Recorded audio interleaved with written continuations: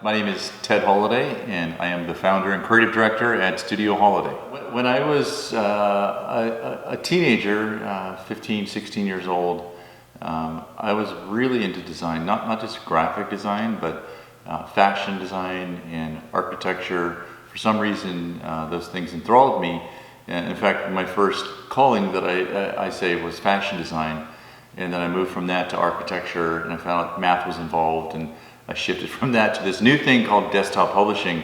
Actually, the thing that really got me going was magazines. Like, I was just really enthralled with magazine design, and started designing my own magazine at home about the Macintosh, which had just come out that year, and I started working on a Macintosh the year after. And so I wish I had copies of this magazine. I designed it at home on my dad's typewriter with columns and grids, and cutting and pasting, and photocopying it on my dad's copier. So that was my first real foray into design, and what I guess inspired me to keep going. When you were that age, what were some of the magazines that do you remember any of them? That I loved Rolling Stone or something. It wasn't necessarily any magazine in particular. I used to collect magazines. I used to have thousands of them. Gave them away to a local high school. But just magazine design in general, I still dig to today. There's something about them, though I don't buy them anymore. They're irrelevant in my mind, but I just dig magazine design. Actually, there is a designer, this is many years later, David Carson.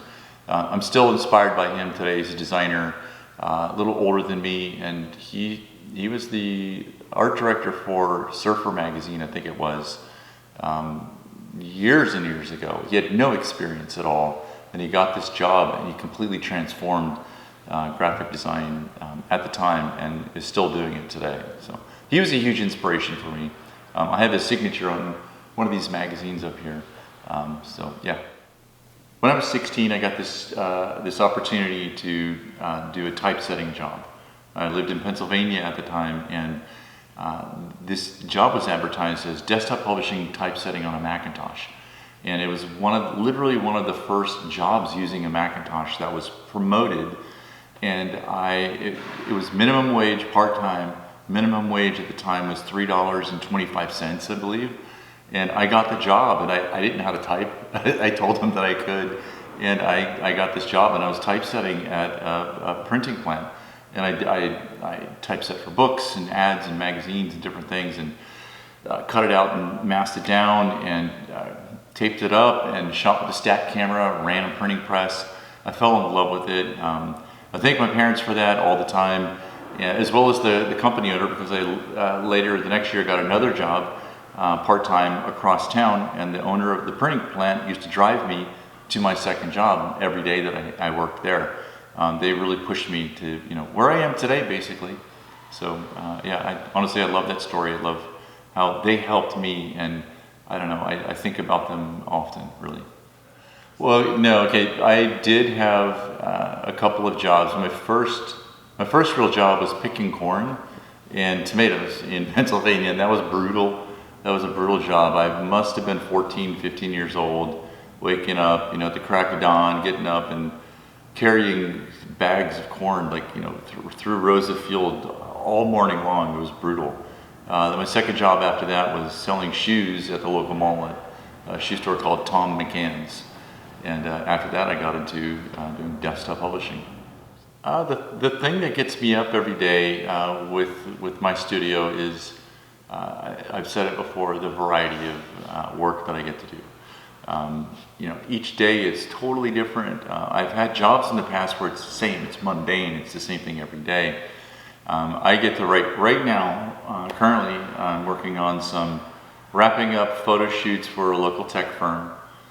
Working on some 3D rendering projects for Poly or Plantronics, and doing some videos for Dell Technologies, a branding project for a company on the East Coast that's promoting good fishery practices, and various other projects. And so each day, each hour is totally different, and I love that. And I get to manage it and direct it and design it and approve it and interact with the client. So all those types of I don't know, aspects and parts of it are I love.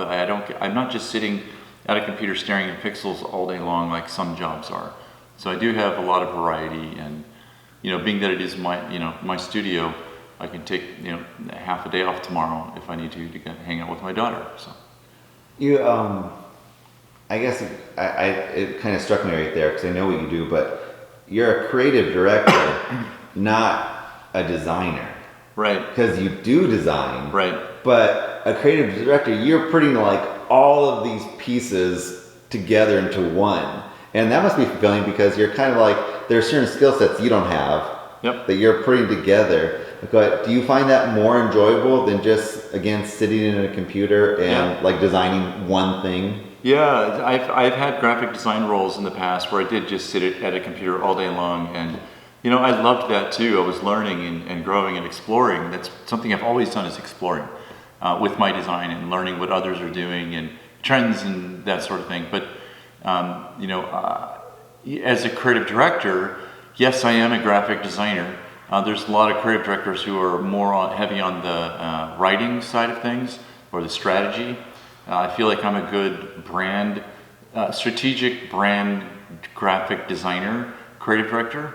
And so I'm able to direct videos, I'm able to direct photo shoots, I'm able to direct other talent, whether it's copywriters or other designers, illustrators, artists, photographers, that sort of thing. And I do that all the time. And so that's one thing that I bring to my clients, is they come to me not just for my design skills, but hey, we need this to be done. Can you handle that as well? And I'm always able to, because they have the right connections and the right people to work with. So that's the way, the role of a creative director.